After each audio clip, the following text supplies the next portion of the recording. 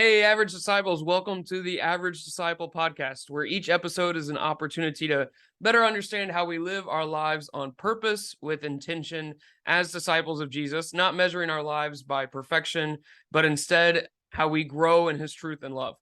The Average Disciple podcast is a personal endeavor by me, Brian Weaver, recorded, produced, and shared by me, but even more importantly, it grows through you as average disciples, sharing the podcast with your friends, your family members, your communities, wherever you see fit. So please don't ever hesitate to share an episode of the Average Disciple podcast with anybody that you think would be encouraged by it. You can like and follow the Average Disciple podcast on Facebook, Instagram, and YouTube using the handle at the Average Disciple. And this season 3, we've been uploading video episodes on YouTube. So if you prefer to watch and listen, you can catch them there. Audio episodes will still be found on Spotify, iTunes, and other podcast platforms. But without any further delay, as you've been able to see him, I am joined today by pastor, author, podcaster, blonde hair beauty, Zach Zehnder of the Red Letter Disciple podcast. And this is an exciting episode for me.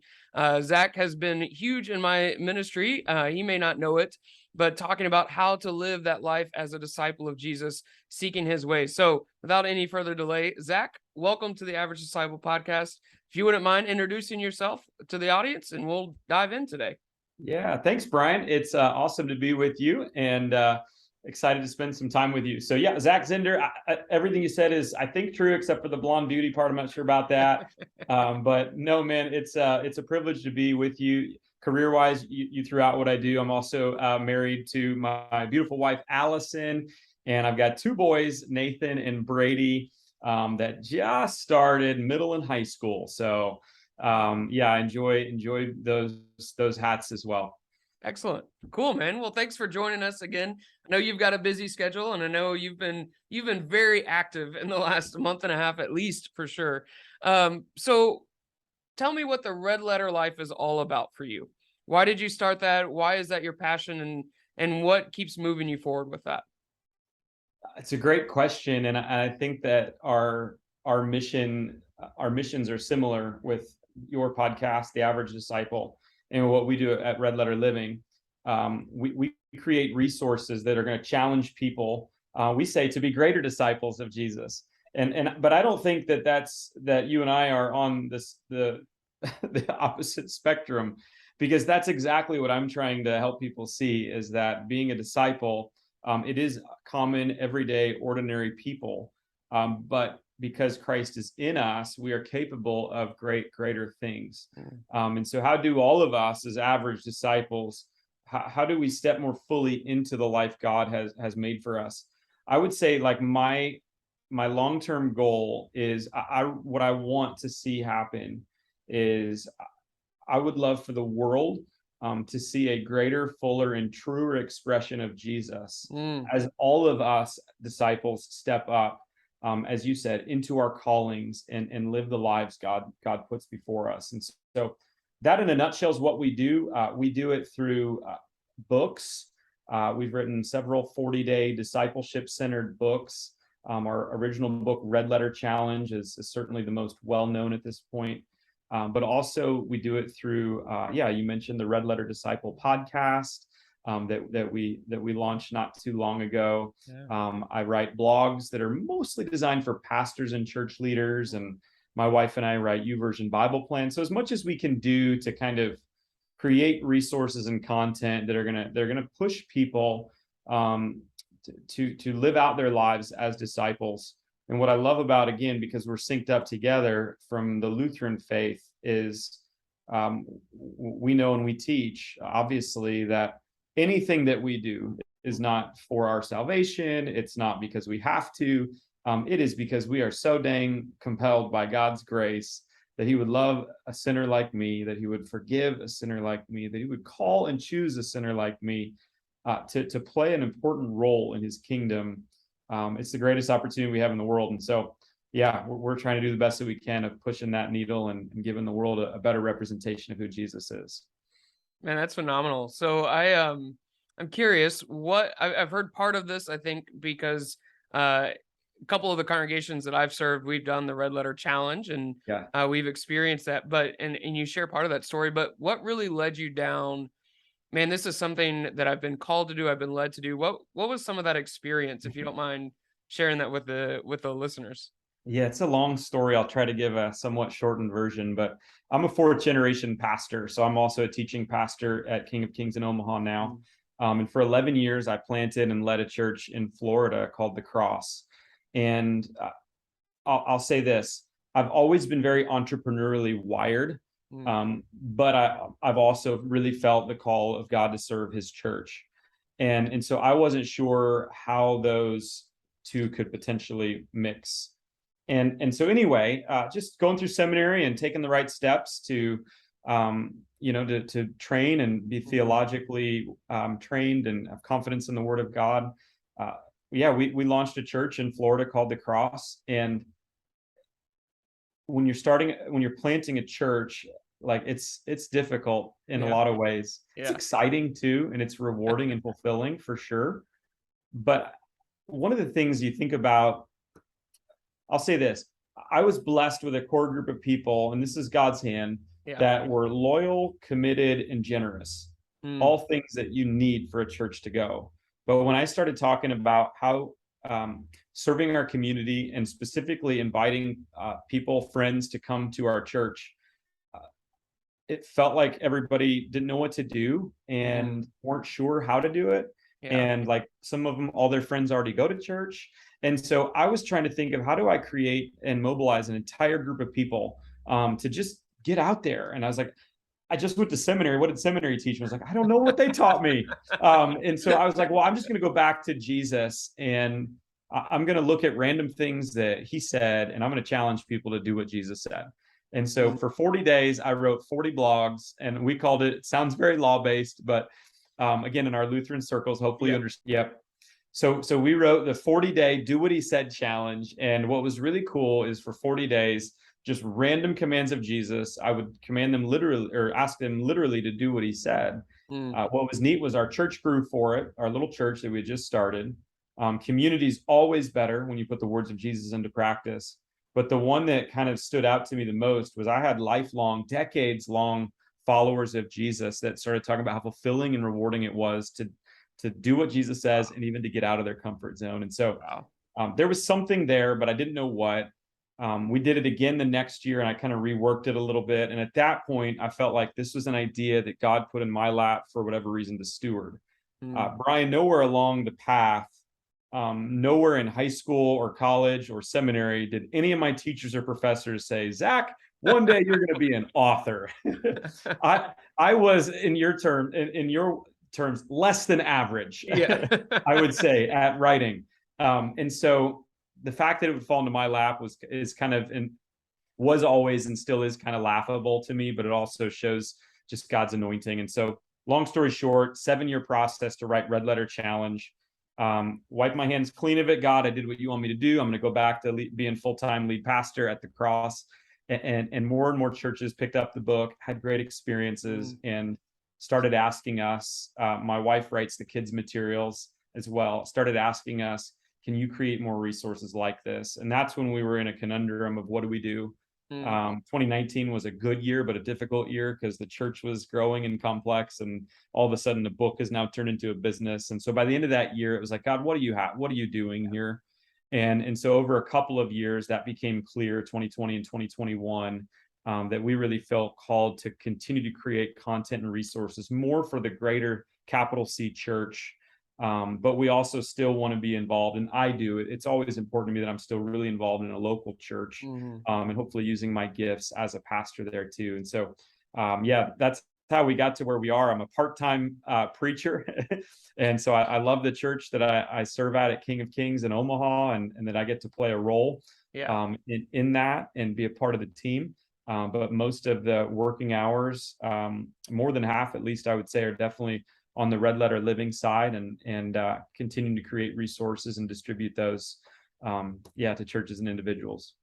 That's awesome. So we're going to go off a script here a little bit, because there was something that you brought up that I know a lot of people wrestle with is, God, what are you really calling me to? Right? How am I supposed to know And I'm sure as a pastor, you've engaged in these conversations with people too, of like, how do I know that that's really what God's calling me to and not just my heart, my passion, whatever the case may be. So would you mind sharing a little bit of like how you and your wife really settled on, no, this is actually how God is calling us to serve? Or, what did that conversation entail that finally pushed you over that edge of, no, Yeah. we think this is where he's really taken us? No, it's a great question. So when I look at where I am now, I'm like, wow, God, I can see how you have perfectly suited me to be in the spot that I'm in right now.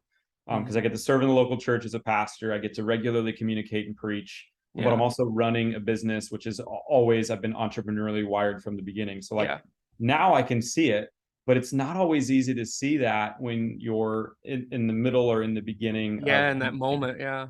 Yeah. And so I would say like some of the things like, um, uh, I would say my life verse again. It's going to sound law based, but I'm coming from Jesus's grace has changed Mhm. me, Yeah. and so I'd say my life verse is to whom much is given, much is expected. Mm. And so I'm a fourth generation pastor. I've got a Mhm. wonderful family.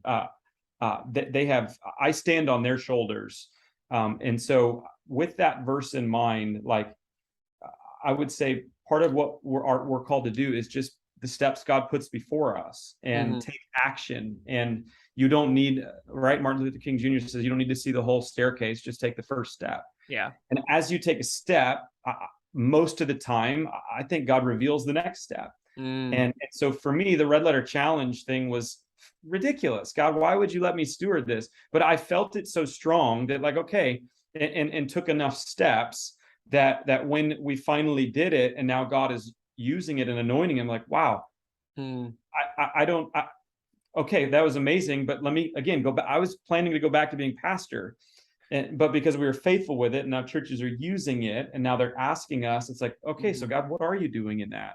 Yeah. And so I would say for me, one of the things that I got to ask Carey Newhoff. I think you listened to Carey Yeah. Newhoff, Oh yeah. right? Big fan. Big fan. Great guy, and I've had a chance to meet him several times and consider Mm. him, a mentor in many ways. Yeah. But he also at one time was a pastor, and then did a thing, and that became his main thing. Mhm. And he's also like, I know his strength finders, his Enneagram, they're the same as mine. So I was like, Yeah. I need to ask this guy, um, how did he know? Yeah. And so what he said really helped resonate with me. And for him at the time, it was writing blogs in his podcast, Mhm. as he was pastoring, and now he's doing that full time. Yep. And so I asked him, so how'd you know when was the right time? Because I'm feeling like there might be something here, and I just don't know what the right answer is. Do I keep leading the church, or do I do this new Yeah. venture? And he said, for him it was when he would put 10 times he would put 10 times the energy in at church and get one out of it, and put Mm. one time the energy into a blog or podcast and get 10x out of it. Mhm. And it's not that all the energy and the things that you put into the church wasn't working or wasn't good. It was just like there's this weird, crazy, Yeah. I just put a little energy over here and God takes it. Yeah. And so right when he said that, I was that sort of was I think the clincher for my wife and I to hear, Mm. okay, God's just got his hand on this. Mhm. Not that he doesn't on the church, but also there's good people behind me that know how to take over that. And so it's in good hands. So don't worry about that. Yeah. Move on to the next step. And I think it's just, yeah, keep taking steps. You don't have to know everything, and listen to the voices and people around you. And I think when you look back, you'll realize I didn't always see how I got to where I got, and it wasn't always linear and up and to the right, but God, you did it. It's cool. Yeah. Well, and I think that's huge. And, coming from our Lutheran context, as you've brought out, is this idea of vocation, right? And I think so. Mm-hmm. I've heard vocation talked about in one of two ways, primarily, right? Not all the time, but primarily of the thing that brings you the most passion or joy, that's your vocation, your calling, right? Or the thing that you have to do, whether you really want to do it or not, is also your vocation. So doing the dishes around the house is an essential purpose in your house, right? That's also your vocation. But I think what we miss when we do either extreme is kind of what you're talking about here is, you know, as a pastor or as a dad, as a husband, there are certain things I need to do, but there are also certain things that I love doing, And it's not just that I love doing, but I get to see the exponential impact that God does through them. So there are conversations I can have with my children as dad that my wife can't have. Yeah. It's not that her conversations aren't great with them. They are, and she's very, very essential in their faith formation. It's just, as a dad, God does something exponential with the conversations that I get to have with my kids. In a Mm. similar way, he does that with their mom, right? When she has Mhm. certain conversations, he does it exponentially with them. And I think that I appreciate that you kind of brought that out of, not only do you find joy in doing it, but you get to see this impact that goes well beyond what you're doing, what your effort should be putting out. I think that's a huge way to see God at work in that. Yeah. Yeah, and I think too, I do want to clarify, like I'm pretty comfortable like being an entrepreneur and Yeah. the ebbs and flows that go, the ups and downs that come with that. I'm really comfortable communicating, preaching, Yeah. and even leading a church, even with its complexity. Um, Brian, I would say though, like I wasn't joking earlier. Like I've really had to grow in my identity as a writer. Yeah. And Yeah. so though it's getting a lot of fruit, and I do love the fact that God's using me, and there's a healthy, I guess, sense of pride in that. Yeah. Um, it's something I've had to grow in my identity, and Mhm. so it's to take the next step. Yeah. And so I've written 3 40-day challenges now, a bunch of ebooks, YouVersion plans, and I will tell you, like it's something I'm still learning to grow in, the Mm. writing piece. Yeah. And I know it's working because people are reading it and they're telling me it's great, and so I'm like, okay, I guess it's good. I guess God, maybe I am, but I've sort of found, as I'm doing this, I've sort of found my unique voice and my niche in writing, and so I'm not the academic scholar. I'm not Yeah. writing long chapters and research With papers. lots of footnotes and yeah. Yeah, that would crush me. Yeah. What I can do is I can write 1,000 to 1,200 word devotions and use an illustration or a story Mhm. from our life, my life, or the current day, and I can mirror it and match it to Jesus, and I can write it a compelling way that challenges people to do something. Yeah. That's what I'm pretty good at, and so Yeah. like I'm pretty good in that wheelhouse, and I'm learning to grow in that identity, that I don't have to be so and so writer. I can just be the writer that God made me to be and grow in that. But even I'm writing my first draft of our fourth 40-day challenge Mm. called Serving Challenge right now. And we gave ourselves about an 8-month break of having to feel the need to write after we wrote our third one, Yeah. Forgiving Challenge. And I'll tell you, like what was meant as a gift, the enemy started coming in and Mm. filling me with doubt of maybe you don't have what it takes anymore. Who cares if you did it before, one hit wonder or whatever. Right. You really want to do the grind again, and so all these things like and it was really hard for me to re-enter into writing another one, because I had to combat those lies in my mind that I don't have what it takes, and I had to Yeah. sort of relearn it again. And so um I guess it's amazing when you can operate in your strengths, and and and I and even if it's not the thing that gives you the most joy or the thing you think you're the best at, there are a few things I think that God puts in our lives that all of us deep down intrinsically know is the right thing or the right next step. Yeah. And I would say take it, even if it Yeah. doesn't feel like it makes any sense. Yeah. Because that's where God's glorified, not in our strength, but in our weakness. And at the end of it, everybody can say, like, well, that must be God, because Yeah. that's certainly not Zach. Yeah. Right. And so anyway, I wanted to make sure to clarify that.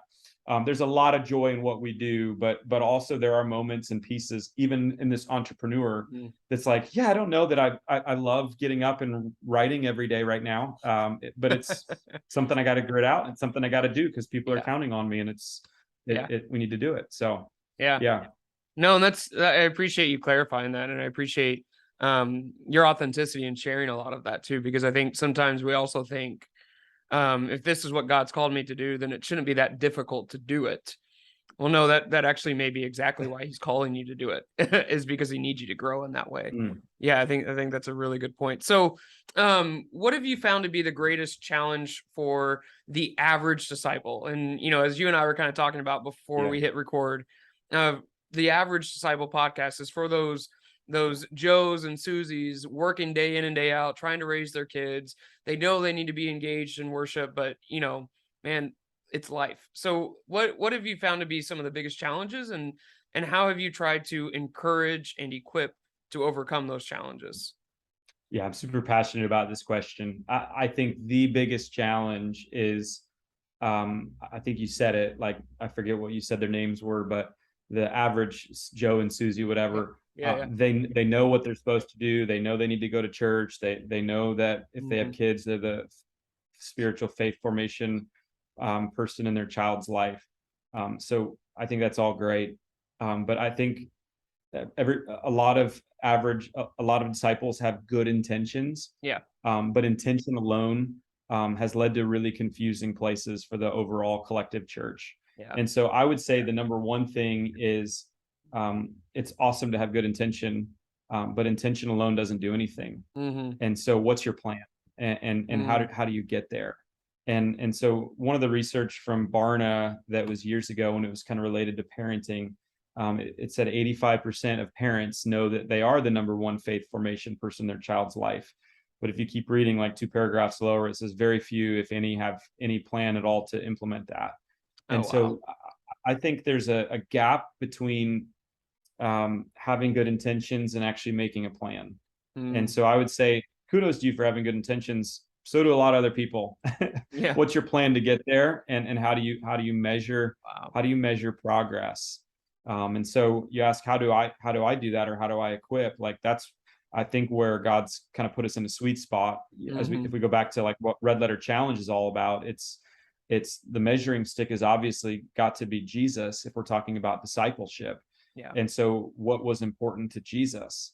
And so as I look back at everything that he commanded, everything that he said, everything he asked us to do, to me, there were 5 targets that jumped off the page: being, forgiving, serving, giving, and going. Yeah. Now, I'm not saying that that's every single thing, but my simple brain can't handle 40 different things. I can handle 5 targets. And so those are the 5 targets that I use in my own life, where I assess, my discipleship. My kids know, my 2 boys know those 5 targets: be, forgive, serve, give, go. And when we meet once a month, we try to meet once a month. I do with each of my kids. I'm probably 60 to 70% faithful at that. Yeah, that's so pretty good, man. That's pretty good. It's like a D or an F, but it's passing. But at least it's passing. Yeah, maybe. But we talk about those 5 words, those 5 targets. And so I think it's actually pretty crushing, Brian, to know what you're supposed to be and what you're supposed to do, and to have good intentions and feel that, and to not be doing it. That's where I think the shame and the guilt that leads to shame can come in. And I'm trying to free people of that by saying, let's take those intentions and let's put a plan in place. Let's at least put something on paper, or spitball something that we can work towards. And that's what I always tell people with, like, my 5 targets of Red Letter Challenge discipleship. Like, I think they work great. I see them from the mouth of Jesus. And so if you've got nothing else, try these. But if you're doing something and it's working great, keep going. So it doesn't have to be these 5. But do you have a plan? That would be the question I would ask, for those that have good intentions. Let's have a plan behind that, and that can lead to transformation when we have that. Well, and it goes back to what we were just speaking on a minute ago, right? What's your next step? What is the okay, so don't plan for when they're 18 if that's overwhelming for you, right? Like, can you go out with your kid on Friday night? Can you take them out for ice cream? It's Wednesday in the middle of the week. You never do that. Can you take them out for ice cream? I probably need to take my kids out for ice cream soon. But anyways, like, just what's that simple next step that you can do, and break that down, and that intentionality then turns into an actual step, an actual plan. And then it's easier to go, okay, that wasn't so bad. Can I plan for this month? Can I plan for so on and so forth? Yeah, I think that's huge. It's kind of like working out, right? You can have every intention to work out, but your body's not going to change just because you intended to work out. I've struggled with that for years, but no, that's huge. But I also think with working out is a good example. It may be hard to get started, but once you get in it, hopefully you get some momentum, and it starts swinging for you. And again, that's even my writing patterns. Like, I just want to get to, in my writing, I want to get to a pattern where I got momentum for me. And so it may be hard at first, but I would say, yeah, let's put a plan in place, a few steps. You'll experience some soreness, Yeah. but it's a good sore, right? We need it. It stretches us. But then hopefully momentum starts kicking in, and you realize, like, I don't have to like force myself or grit myself to get into the gym today, or to write down words on a paper, or to disciple my children. It's just what I love doing. Yeah. Yeah. And we, in that personal note, that has been my journey with fitness this year. Is it was I got to get it done. I got to do it. I got to do it. Blah blah blah. And now it's like, man, it's some of the best time I spend every week. That hour in the gym, listening to music. My wife and I get to work out together. It fulfills us because we are willing to at least take the next step. And so I think that's a key piece to that. Yeah, that's awesome, man. So one of the last questions I have for you is, you were just at the Lutheran Church Missouri Synod, the LCMS youth gathering, with around 20,000 people, adults and students, which is amazing. All right. And I went in my high school years. I got to go twice because of the way the cycle fell. So I remember that experience. I know hearing stories of people coming back. Even my own nephew got to go, and my niece, and hearing some of their stories. But for you, as somebody on the other side of things at the National Youth Gathering, what's the biggest encouragement that you see in this generation of the church that's coming of age, so to speak? Yeah, great, man. I think it's, good question. It was so fun to be a part of it, and to see, the encouragement for me is to see that mass gathering of people, that we're not in this alone, is, I think, so encouraging. And one of the 20,000 was my 9th grade son Nathan, that was sitting in the stands, and so that was a really cool, like, dad moment. Yeah, for sure. For me, but also, like, knowing Nathan was there. I've got one in this I've got two in this generation. Yeah. So, like, so what's encouraging to me about them, and this is, not just the 20,000, I'm thinking of my sons as well.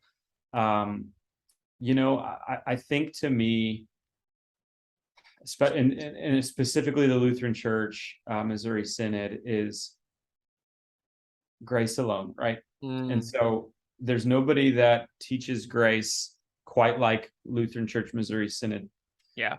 But to really understand grace, we first need to understand our brokenness. Yeah. And so what I'm really encouraged by is just all the students that were willing to be vulnerable, to open up, to understand their broken parts of their stories, and to see God's grace pour into that. Because I think if we can truly get the next generation, or anyone, to see how broken and separated we are from Christ, but for the grace of God, He saves us. That's still going to be the number one thing that compels people to be great disciples, to be average disciples, but Christ in us, making and doing great things in us. Yeah. And so I was really encouraged just by the youth willing to engage and enter into some broken parts, and how quickly they were ready to do it. Wow. I think there's an authenticity there that maybe in our generation or older might have had more defenses or masks up. Yeah. That I think this generation's just like, you see who I am. It's, there's so many things and places for you to see who I am on social and everything. So I don't need to fake it to anybody. I'm broken, but Christ's grace is in me. And so that was just really encouraging to see that many people willing to enter into that, and to have grace win the day. I'm excited to see what that generation does, because I think that all of us have a part to play with the next generation. And I think, despite sometimes their body language, and what they might verbally say to us, there was a message, or not say, for that matter. Yeah, exactly. There was a message I heard not long ago from Pastor Chris Hodges called "They Want Us to Fight for Them," and what they're screaming for on the inside, maybe not always saying on the outside, again, is they want us to fight for them. Mm. This is a personal bent of mine. We have to get over um, mocking or making fun of or putting it on the next generation that all these issues are their fault. Yeah. That's not helpful. It's also not true. A lot of the reason that the next generation is the way they are is because of our generation. Yep. A lot of the reason why Absolutely. we are the way we are is because of the previous generation. Yep. So we're all messed up. And we have to get over this. The next generation is doomed. Yeah. And stand in the gap and say, what can I do? How can I play my part, whether I have a kid or not? Yeah. We are all stewards of the next generation. And so anyway, I got on a little soapbox there, but it was a really great message that Hodges gave. They want us to fight for them, even if they're not saying it out loud. Like, we've got to posture ourselves and position ourselves to be for the next generation and not always against them. Yeah. No, that's huge. And that kind of answers what was going to be my follow-up question is, what do we now as the church need to be doing for the next generation as they're coming into the church? And, I think one of the biggest things that was said to me early on in my life was, don't see them as the next one's coming. They're already here. They're already a part of the church. Right. And so I think, as much as we would fight for any generation in the church, why would we not fight for the generation coming after us? And and I appreciate what you said, like, we are the way we are because of the generation before us and the things they did and didn't do. So for me, I look at my son, who is still very young, is under the age of 10. But I think about, like, what am I doing now that is going to lead him in 5 years, 10 years, so on and so forth. And what am I doing in the church so that as he becomes an adult, he doesn't have to fight some of those battles, or it sets his generation up for even more exponential things to be doing about the gospel. And one of the things I think that we can do is for the next generation is, it's fine for you and I to have preferences. Yeah. But if there are things that we can do that would greater impact the next generation, let's lay our preferences aside. Yeah. I was so saddened. There's a family I know that, it was a husband and wife and his 2 daughters, and his 2 daughters, like, loved our church, but he had an issue with something, sound, I think it was. And rather than him sucking it up and putting eardrums in, he went to another church. And they church shopped for a year. Finally, they found another one, and their kids, praise God, both loved the new church they found. And some issue again with him, it was sound related again. And now he's switched churches again. And it's like, let's lay our preferences aside. And so what do I mean by that? Like, this is something this week that was just on my podcast, and I don't know the answer, but I at least like posing the question. One time I wrote that if we're really going to reach the next generation, hip hop and rap needs to be the fastest worship genre, fastest growing worship genre in our nation. Yeah. That's what they're listening to. Yep. And so I had another youth gathering on my podcast, Flame, who's a Lutheran hip hop rap artist. He's amazing. I'm really looking forward to that episode, by the way. Yeah, his theology, it just dropped. His theology is incredible. Yeah. And we had a really great conversation of why rap and hip hop has gotten a bad rap. That's pretty good, huh? In the church.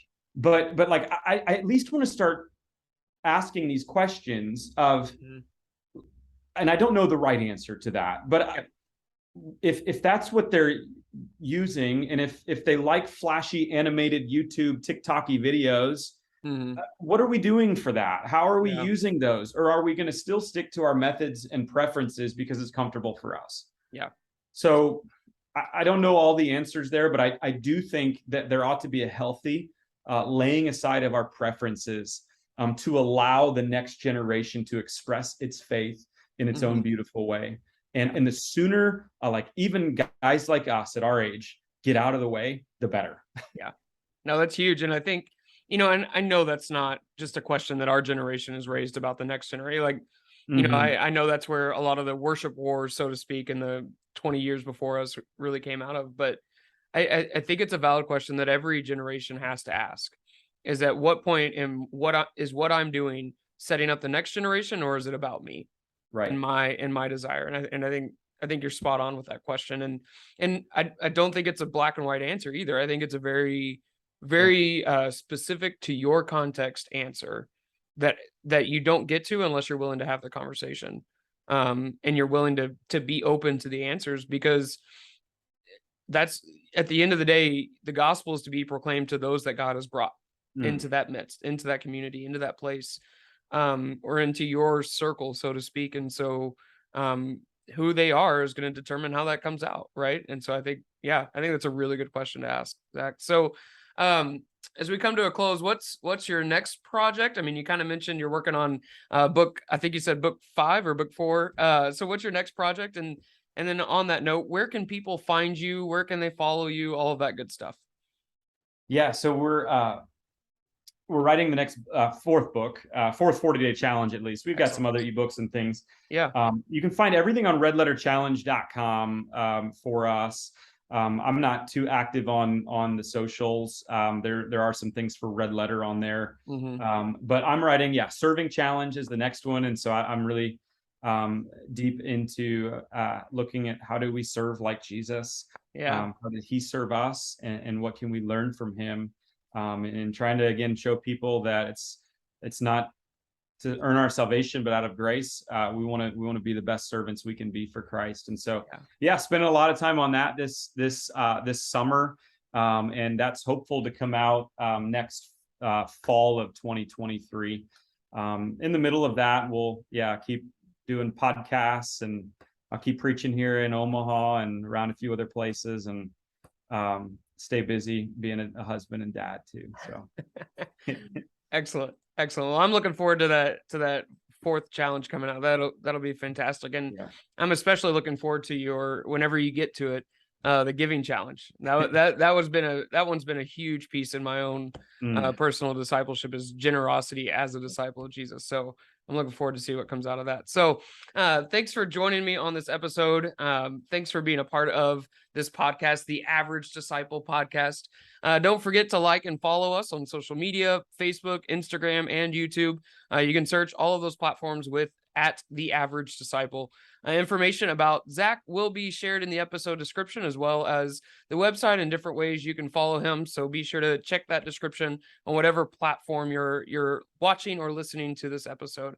The Average Disciple Podcast, again, is an endeavor by me, Brian Weaver, recorded, produced, and shared by me, but it grows especially through you as average disciples, sharing it with your friends, your community, with whomever you see fit to do so. So please don't ever hesitate to pass along that encouragement to others, so they too can walk in our Savior Jesus.